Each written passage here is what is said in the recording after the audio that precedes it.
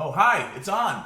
We're going to answer a question. This is the voice of Reid from readaboutsex.com. This is Cathy from theintimacydojo.com. And this is part 2 of this question. My fiancé feels like he's a great lover, but ...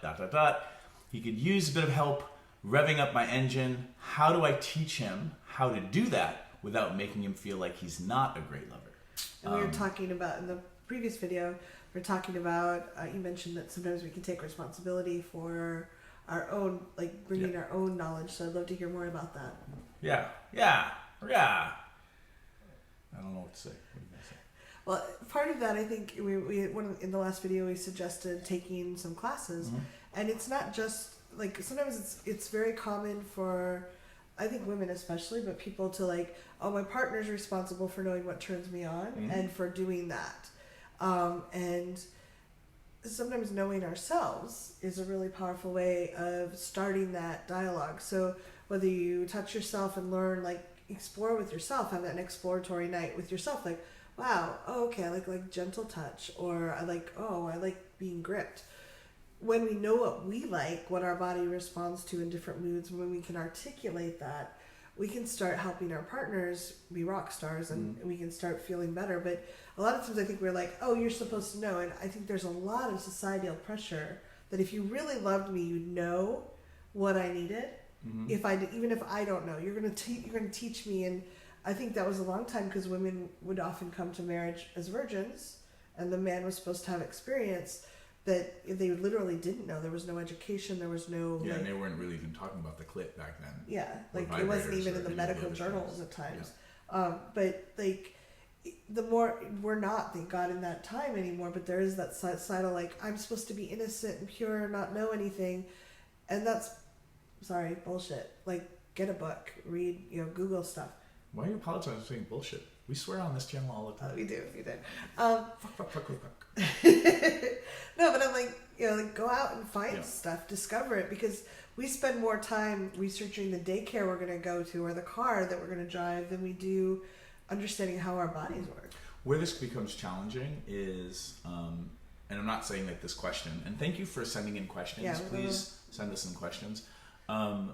In this situation, and where I was ending the second video, or the first video, because it was just getting long, was make it a team project to go discover things together. But also don't forget, you can nerd out and discover things on your own, and you should spend time with yourself and your own, like, you should be having sex with yourself.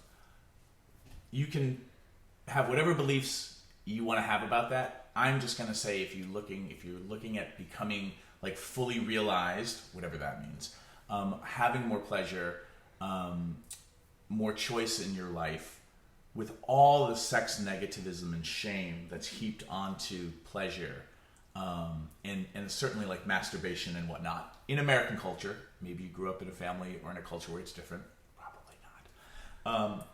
You taking some time to practice on yourself and just play, I think is just going to benefit you in all these other ways. Yeah. And doing things together when you have somebody, because not everybody has a partner, going on that adventure to discover the things that work for you individually and together as a couple. When, like, doing that together is just a great way to, like, light up your brains and nerd out together and have a shared new project. Where the well, I'm going to hand it off to you because I want.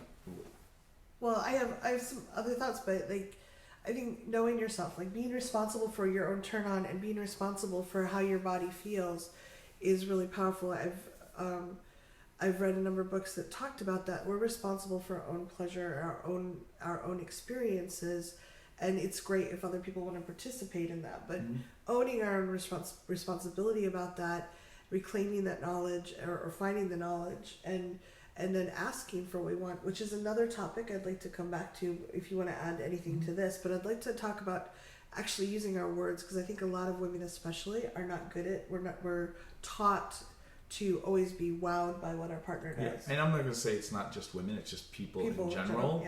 In this day and age are still bad with their words. Yeah, so I'd like to come back and talk about that. Yeah.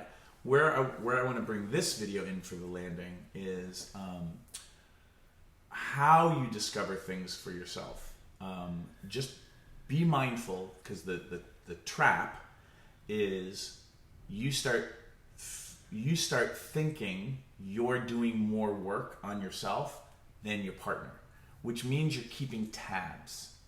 And that's just gonna be a dangerous place, because now it's about, keeping score and what's fair and what's equal. And it's really common for one partner to be much more interested in going down rabbit holes and being research person than the other person. Sure. And again, like I want to make analogies for this to diffuse it a little bit, because I think a lot of people also, they're not aware of how charged sexuality is, and how fraught it is from a culture perspective, because it's just all tangled up.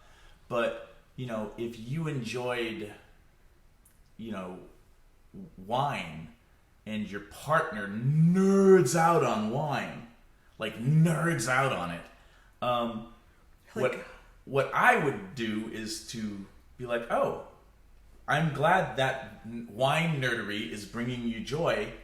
Bring me your best wine. Yeah, let me enjoy the final product and the research. Yeah, but if they're like, how come you won't go to all these wine tastings with me? Yeah. You're like, well, that's not my jam.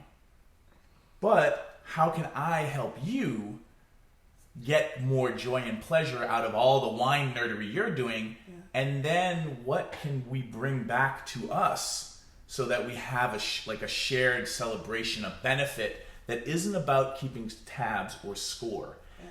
And this is going to be really tricky to try to apply this to sex, because there's all these little, landmines hidden everywhere, because we're so fucked up as a culture around sexuality. So that was the piece I wanted to drop in. Yeah. Go practice on your own. Try to do things together and do your best. Maybe you get a therapist. Maybe you hire a coach or something like that. Maybe you hire Cathy. Cathy's for hire. She's expensive, but worth it. We both do coaching, but there's a number of really good coaches out there. Yeah, but how do you catch yourself when you're keeping score and bring that, have a conversation about that? So, because that's not, unless you're making a game out of keeping score, where that's fun, keeping score is the beginning of usually not a good situation. Yeah, and you can also call yourself out, hey, honey, I noticed I'm keeping score again. I just want to out myself. I masturbated 3 times this week, and I have no evidence that you've done it even once. What's wrong with you? You don't love me. May those be your problems. Yeah. All right, third video coming up.